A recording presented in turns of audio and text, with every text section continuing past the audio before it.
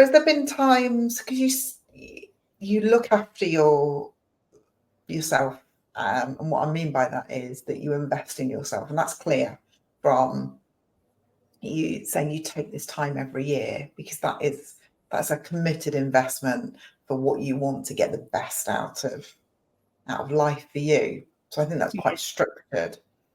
Has there been times in your career where the train has come off its tracks, and what would you mind sharing, what that might have felt like, and, from a career point of view, when it wasn't going right, what you did about it?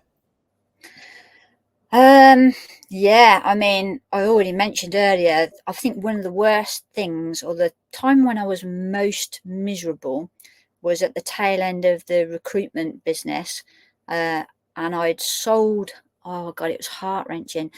Yeah, I sold my business to this company, and you know what it's like because you've got your own business. So it was me that designed the logo, the ethics, everything about my business. It was like a family-run business, and suddenly it had gone to this international company. And I never forget, the day before we announced it to all the staff that we were selling it, they asked us up to Nottingham, me and Matt and my manager at the time, and they did an unveiling of the new logo. And they was all really excited, and I thought I was going to cry, when you see your business that was somebody else's. And I had to stay in that business for 12 months. I became GDPR queen because I just wanted to be out. I hated it. So yeah, I think that was when I felt like I'd come off the train tracks, but I was that depressed working in that business that had an ongoing effect with the marketing business. So for that 12 months, Okay. it wasn't the company I wanted it to be.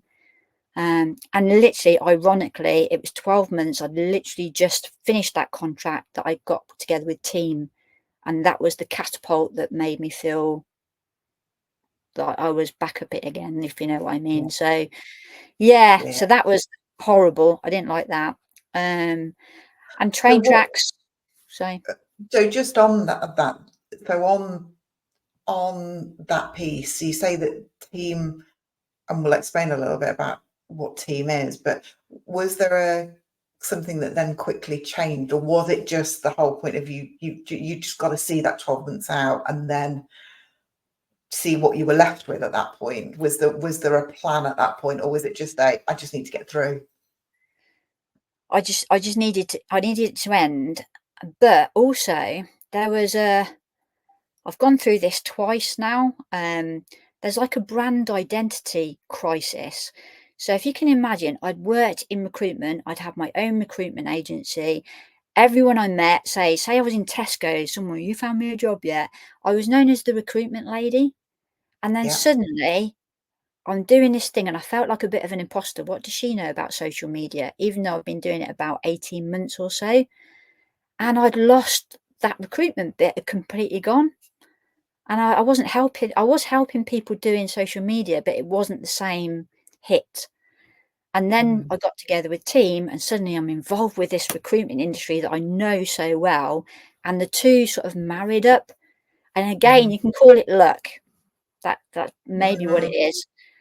Someone had heard me speak at a local a networking thing that I've been doing, and Jason Perry, who's a friend within Team, he heard me and he chatted me on the phone, and he got me a speaking gig at Team, and then suddenly the two industries married up, and I settled, and from then I could just excel, and the business was brilliant because I was with. So there's several points there that I'd like to pick up on. Number one is the luck.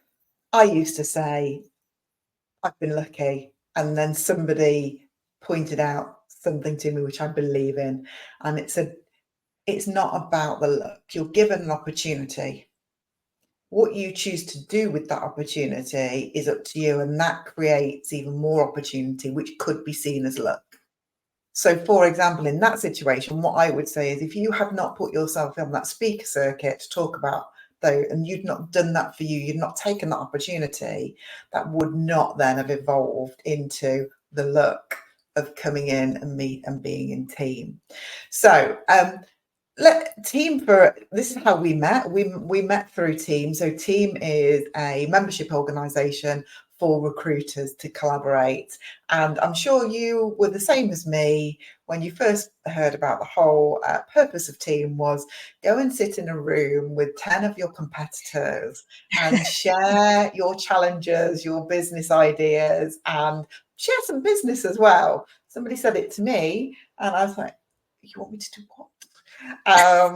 But it's a phenomenal organisation and it's built on independent recruiters who have built trusted relationships to be able to deliver bigger pieces of work to their clients, and it's a great place for us to learn. We have great legal support, and Julia was the one that taught us all how to do our social media and promoting our recruitment to gain those great candidates and applicants. And that's how we met within that Team organisation, which I think this is another part of career journeys. So it's all about community. It's all about you building the community of the people that you can lean on and that you can trust. And it takes time. Yeah, absolutely. And there's something else that you've just said about identity.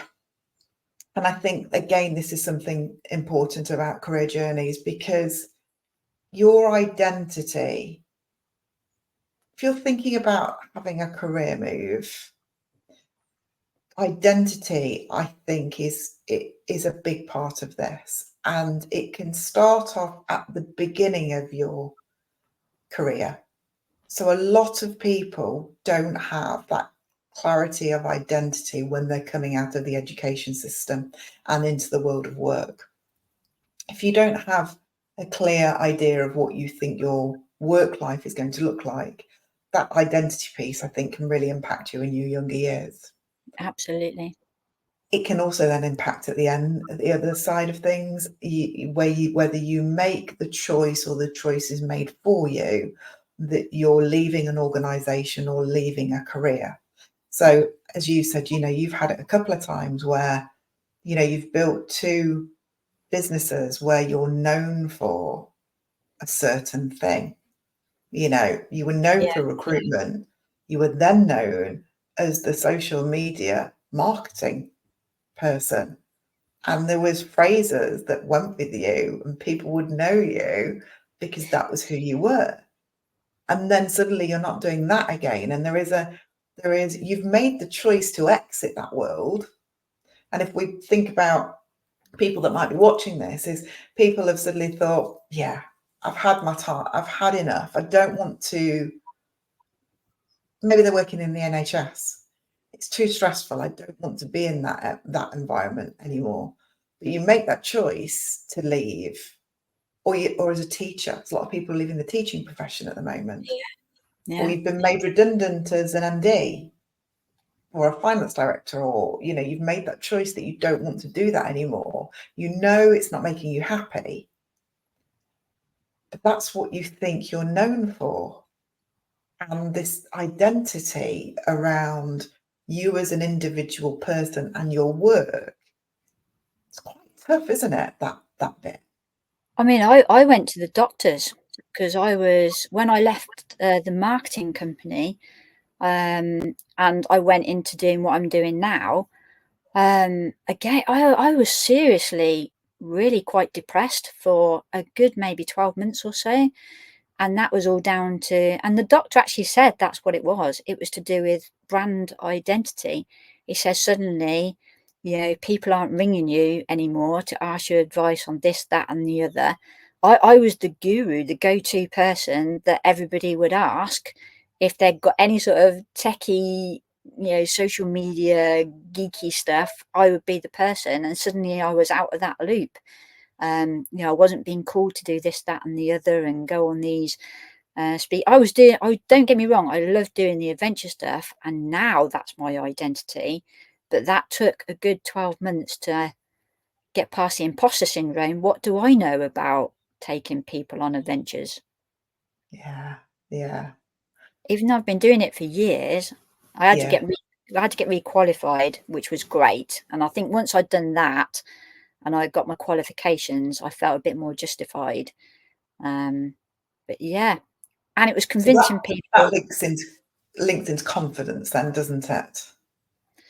Because Yeah, and I always thought I've never really had an issue with confidence. I've always been pretty confident, but for periods in between both businesses, when I left recruitment to go into marketing, I had the same issue, and then when I left marketing to go into Adventure Geek, I had the same sort of issue, which I suppose is confidence. so They say, what advice would you give to people who were in that period at the minute that may be listening to this and thinking, yeah, I don't know who I am anymore?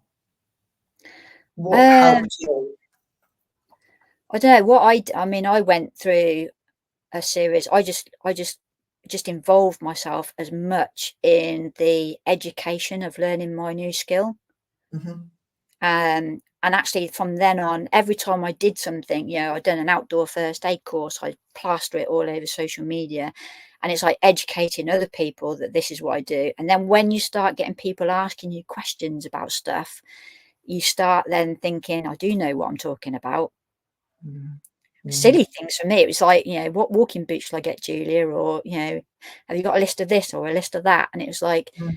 yeah, I have. That's because I know my stuff. Mm. But it took quite a period of time for people to get their heads around that, or for me to get my head around that I'm not that social media person anymore. I Yeah. think people know that I do what I do now. They don't think of me as, they definitely don't think of me as a recruiter anymore. No, And I don't think anyone thinks of me as social media anymore either. no. And I read something or listened to something about imposter syndrome, and I have taken this on board on this repositioning. So I don't, I the imposter syndrome now I've sort of let go, because I'm like, it's not imposter syndrome. It is just a point of time where I'm learning what I want to do next. So I Okay. don't feel comfortable. And I liked it. So why are we calling it? Why are we labeling something negative? Because actually it's not. What you're Yeah. doing is you're putting the pressure on yourself because you are expecting to have a level of knowledge or skill or capability that you're not there yet, because it's new, because you're learning. Yeah. Yeah. So for me, it's not imposter syndrome anymore. It's just I don't have the level of knowledge, skill, or experience that I want to have. So I don't feel that comfortable at the minute, but I'm investing and I'm learning and I'm going to get there. So when did you go through that then? So I didn't. What, the imposter syndrome? Oh my Yeah. goodness. So the imposter syndrome for me, I,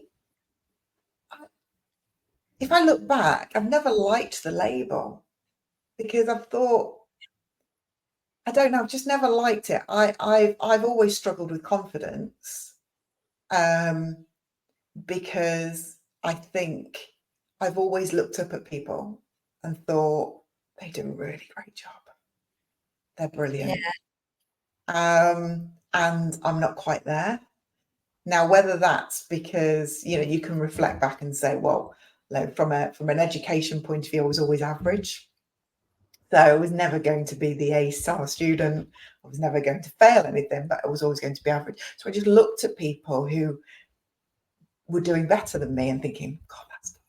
And then I looked at people who were in business. It was like, God, they've got a really good business. And what did a really good business look like to me? Or they've got probably, an amazing client base. There was a materialistic thing there as well. They got really nice officers. They probably drove a really nice car, and there was that aspiring thing, or they got up and they spoke. People that could articulate what their journey had been and everything. So I think it was a confidence thing for me. And then somewhere along the years, somebody came out with a book that said it's imposter syndrome, and it became this really syndrome. It sounds worse than it is. Yeah. And You're I right. think it was I think it was Stephen Bartlett, to be fair, that said something. It's either him or Jake Humphrey.